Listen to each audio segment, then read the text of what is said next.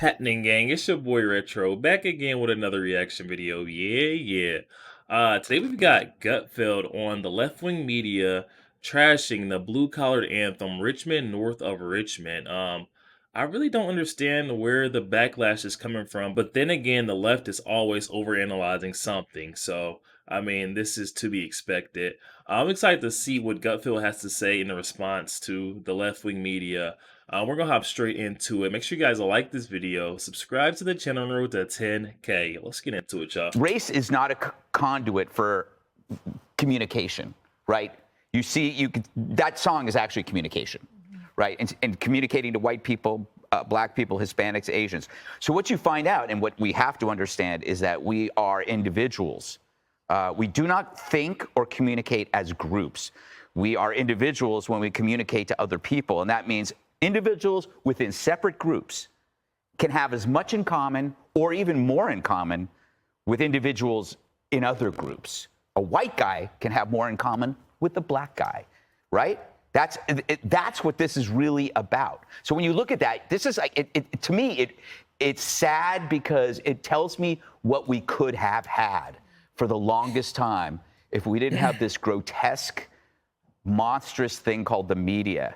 There are all these major themes in life, and pigment doesn't change our shared aspirations for these themes. Fortunately, the media does. Yeah. Just why do you think that these media representatives that Greg talks about, why can't they embrace this song?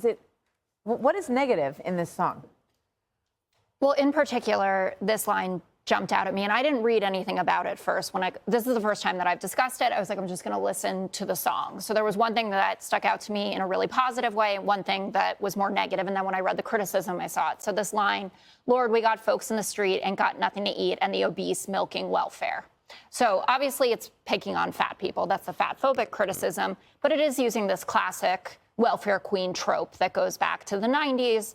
And I don't think it's racially charged. There are people of all races that are on welfare. A lot of them are heavy, and we all know that.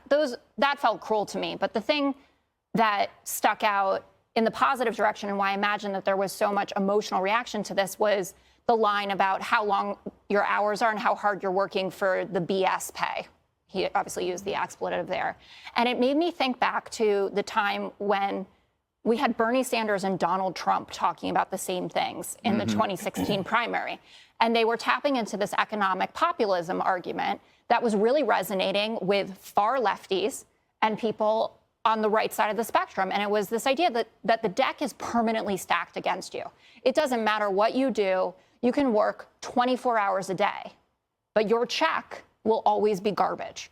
And you will never be able to get out of this system that doesn't want you to succeed. And so I thought that was the main thrust of why it's resonating with so many people, I assume across a political spectrum as well. But I do think this felt far less polarizing to me than, for instance, the Jason Aldean song that we were talking about just, a month and a half ago or whatever it is, about the small town and, try it here, with the images of what was going on in the summer of BLM. This had a lot of real working class vibe, and I get it, but I don't like the welfare queen stuff. Yeah, but that's his feelings. But he's an artist, and he can say what he wants to say. I'm not trying to restrict it. He's speaking from his own experience. I get why that's offensive. And what he sees as a problem in the country. Obviously, a lot of people, relate to what he's seeing.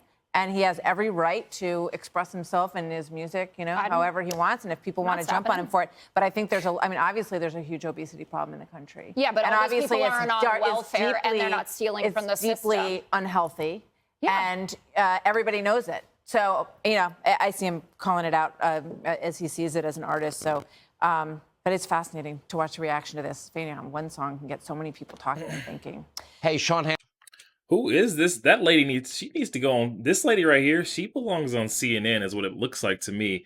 I believe that she's grabbing for straws. She's one of the people who find the American flag and the national anthem offensive. I definitely don't think that Oliver Anthony had any ill intent when he was speaking the truth on the obesity problems in America and the welfare issues. It's a clear and apparent problem that the left wants to ignore because it keeps their campaign funds shoveling in. Let's be real. This lady in the purple t-shirt is clearly out of touch with the working class.